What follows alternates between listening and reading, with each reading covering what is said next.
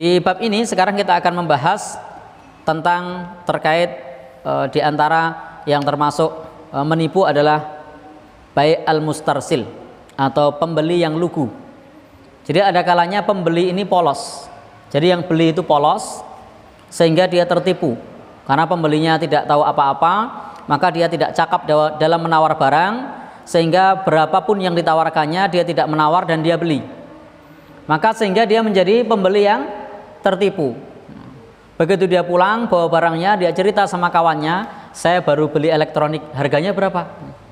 Mereknya X, harganya 300.000 misalnya. Wah, kemahalan kamu, saya kemarin beli cuma 100.000. Maka ini pembeli ini statusnya adalah pembeli yang tertipu, pembeli yang lugu karena terlalu polos sehingga dia tertipu. Ada orang yang jual spring bed, kemudian jual spring bed tersebut dia mengatakan berapa ini harganya, 2 juta, langsung dia bayar. Ternyata kualitas yang sama di toko sebelah harganya cuma 1 juta. Maka ini tertipu. Baik, Bapak dan Saudara yang berbahagia yang dirahmati Allah, jika pembeli tahu harga pasar namun rela dengan harga yang ditawarkan oleh penjual dengan berbagai pertimbangan hukum jual beli, maka ini tidak mengapa. Jadi kalau terjadi tawar menawar dan dia tahu harga pasar dan dia rela, itu tidak ada masalah. Contoh misalnya saya ketemu dengan Mas Sugeng misalnya, beliau jual barang, tetapi karena saya kenal baik dengan beliau, maka meskipun beliau menawarkan harga mahal misalnya loh Mas ini, lalu kemudian saya beli. Kenapa? Karena kawan sendiri. Maka ini tidak ada masalah. Atau kepada orang yang jual ini diketahui seorang ibu yang sudah tua renta dan dia menawarkan barang mahal, padahal tahu di toko sebelah harganya murah, lalu kemudian kita tetap membeli. Nah, maka ini tidak mengapa, karena ini ada kerelaan. Berbeda dengan pembeli yang polos, yang lugu, yang tidak tahu apa-apa, lalu kemudian dia menawarkan harga di luar kewajaran. Seperti seorang pendatang yang datang ke Malioboro, lalu kemudian di sana pada saat makan karena tidak tahu harga, biasa di luar Jawa harganya mahal, lalu kemudian dia pada saat jual beli memberikan harga yang di luar batas kewajaran. Pembelinya juga tidak nawar, maka ini termasuk pembeli yang lugu yang sejatinya dia tertipu. Baik, meskipun harus kita pahami bahwa di dalam Islam tidak membatasi persentase keuntungan yang boleh diambil. Jadi dalam Islam tidak membatasi persentase keuntungan yang boleh diambil. Patokannya adalah antarodin, saling ridho. Kemudian yang kedua adalah mengikuti harga pasar di situ. Maka selama hal ini masih mengikuti harga pasar dan saling ridho, itu tidak mengapa meskipun dalam mengambil keuntungan tersebut sampai 100%, itu boleh. Jadi meskipun mengambil keuntungannya sampai 100%, jual dari harga 10.000 dijual 20.000, boleh, tidak ada masalah. Loh tadi tidak boleh, itu ketika menyelisih harga pasar, maka itu tidak boleh. Kalau memang kulaan di luar harganya biasanya 20.000, sementara di tempat kita biasa dijual 50.000, maka tidak mengapa, karena memang harga pasar di tempat kita 50.000, itu tidak mengapa. Karena di sana ada sesuai dengan harga pasar, masih kompetitif, kemudian meskipun mencapai lebih dari 100% ada saling ridho, tidak ada masalah. Maka yang dipermasalahkan di dalam bab ini tadi adalah karena pembelinya itu tidak tahu apa-apa, dia polos, dia lugu, dan jika dia tahu dia menyesal. Jadi dan jika dia tahu dia menyesal. Berbeda dengan harga pasar. Meskipun dia tahu, wah ini di Jawa Timur harganya cuman, misalnya di Jawa Timur harganya cuma 20.000. Tapi di sini 50.000, tidak mengapa, karena dia tidak mau repot-repot ke Jawa Timur. Harga di sini memang 50.000. Itu tidak ada masalah. Baik, Bapak dan Saudara yang berbahagia yang dirahmati Allah Subhanahu wa taala, seperti orang di tempat kita jual beli air Zam-Zam. Kok harganya di sini sama di Timur Tengah beda? Ya tidak mengapa. Karena memang ada ongkos yang cukup jauh dan seterusnya. Bahkan keuntungannya berapa kali lipat tuh kalau dihitung dari harga dasarnya. Padahal ada pertimbangan lain. karena langka barangnya, itu juga menjadi pertimbangan. Kemudian juga transportasi dan seterusnya. Baik, seperti dalam kasus Urwah Al-Bariki. Jadi dulu ada sahabat Nabi namanya Urwah Al-Bariki. Urwah Al-Bariki semoga Allah meridhoinya, itu sahabat Nabi SAW yang piawai dalam berdagang. Rasul memberikan 1 dinar. Jadi Rasul berikan 1 dinar kepada Urwah Al-Bariki untuk membelikan seekor kambing untuk Nabi. Jadi Nabi meminta tolong kepada Urwah Al-Bariki, sahabatnya, untuk beli seekor kambing. Maka kemudian Urwah Al-Bariki datang ke pasar, ke para pedagang. Apa yang dilakukan? Maka pada saat itu Bapak dan saudara yang berbahagia yang dirahmati Allah Subhanahu wa taala, dia mendatangi orang tersebut dan membeli 2 ekor kambing. Jadi yang 1 dinar pada saat itu biasanya dapat 1 kambing. Urwah Al-Bariki piawai dari dalam menawar. Jadi ada tawar menawar di situ. Maka kemudian yang mestinya hanya dapat 1 kambing, dia bisa dapat 2 ekor kambing. Jadi dia dapat 2 ekor kambing. Padahal uangnya hanya 1 dinar. 1 dinar itu setara dengan 4/4 gram emas. Dan beliau bisa dapat 2 ekor kambing. Pada saat dapat 2 ekor kambing, tanpa seizin dari Nabi Shallallahu Alaihi Wasallam, maka seekor kambing itu dijual lagi, sehingga dapat uang 1 dinar lagi.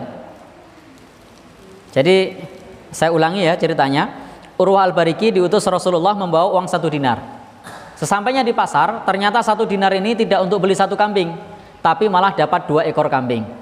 Begitu dia dapat 2 ekor kambing, karena Rasul nyuruhnya kan hanya beli 1, maka yang 1 dijual, sehingga lakunya 1 dinar.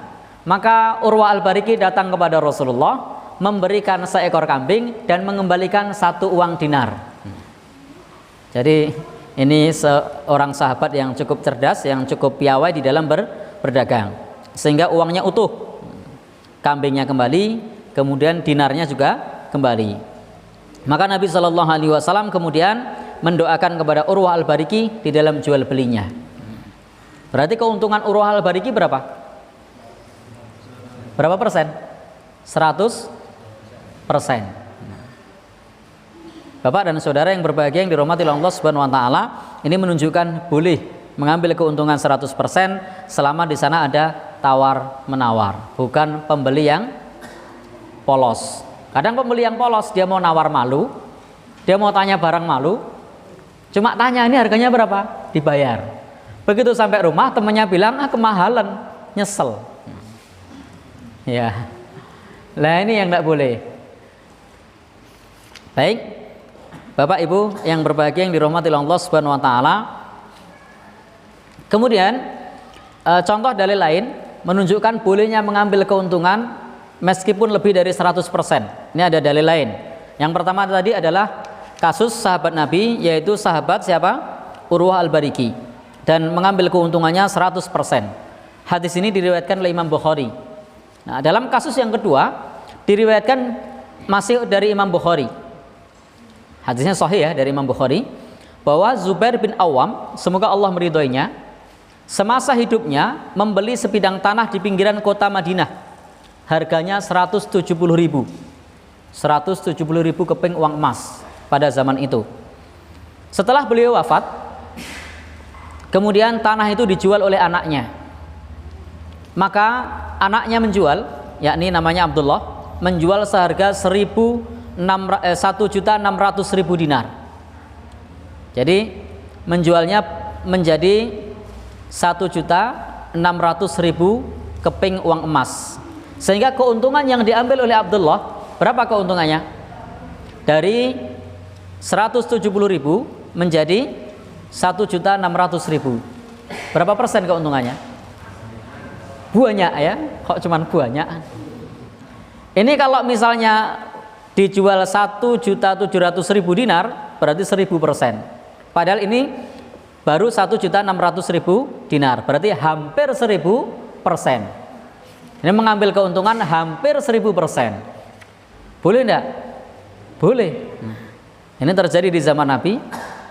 Dan ini Bapak dan saudara yang berbahagia yang dirahmati Allah Subhanahu wa taala, kita perlu memahami meskipun Islam tidak membatasi di dalam mengambil keuntungan tersebut dengan melihat kepada tadi angtarodin, saling ridho, kemudian adanya tawar-menawar di situ, tetapi mengambil keuntungan yang sedikit insya Allah lebih berkah bagi pedagang. Jadi mengambil keuntungan yang tidak banyak insya Allah ada keberkahan bagi pedagang. Karena ketika orang jual beli tanah itu kadang pertimbangannya bukan cuma luas tanah, sehingga bisa jadi meskipun tadinya belinya murah, jadi belinya tadinya murah, tanah berbukit begitu, lalu dengan sabar diratakan, lalu kemudian dikasih jalan, lalu dikasih pelang dijual, harganya bisa naik 10 kali lipat. Maka itu tidak ada masalah. Maka dia kemudian tawar-menawar. Barangkali yang jual tadi dijual dengan harga murah karena memang tidak butuh, tinggalnya sudah di kota, punya tanah di desa, dijual murah. Sementara ada orang sudah tidak punya tempat dan butuh tempat untuk bikin kandang ayam. Kandang ayam di kota boleh tidak? Tidak boleh. Butuhnya memang di desa. Lalu kemudian dibeli dengan harga mahal. Tidak ada masalah. Boleh-boleh saja. Bapak dan saudara, ikhwan dan akhwat yang berbahagia yang dirahmati oleh Allah Subhanahu wa taala. Maka ada riwayat dari sahabat Ali bin Abi Thalib, semoga Allah meridhoinya, pada saat menjadi khalifah melakukan pemeriksaan di pasar kota Kufah sambil membawa tongkat. Ini yang dilakukan oleh Khalifah Ali, semoga Allah meridhoinya. Ia berkata, wahai para pedagang, beli dan jualah dengan cara yang benar, niscaya kalian akan selamat. Jangan tolak keuntungan yang sedikit. Jadi sahabat Ali mengatakan jangan tolak keuntungan yang sedikit. Jika kalian tolak, khawatir kalian tidak mendapatkan keuntungan yang besar. Maka Bapak dan saudara yang berbahagia yang dirahmati oleh Allah Subhanahu wa taala, ini menjadi satu peringatan dari sahabat Ali bin Abi Thalib bahwa tidak boleh menolak keuntungan yang sedikit. Artinya kalau sudah untung, maka silahkan barang itu dilepaskan. Tentu keuntungan yang wajar. Bapak dan saudara, ikhwan dan akhwat, ibu-ibu yang berbahagia yang dirahmati oleh Allah Subhanahu wa taala, hal ini juga ditegaskan oleh Majma'ul Fiqhil Islami, Divisi Fikih Organisasi Konferensi Islam, dalam muktamar yang ke-5 di Kuwait. Di sini disebutkan bahwa di dalam jual beli itu ada kaidah yang pertama adalah kaidah angtarodin. Allah Subhanahu wa taala berfirman dalam surah An-Nisa ayat 29. Ya ayyuhalladzina amanu la ta'kulu amwalakum bainakum bil batil. Wahai orang-orang yang beriman, jangan memakan harta di antara kalian dengan cara yang batil.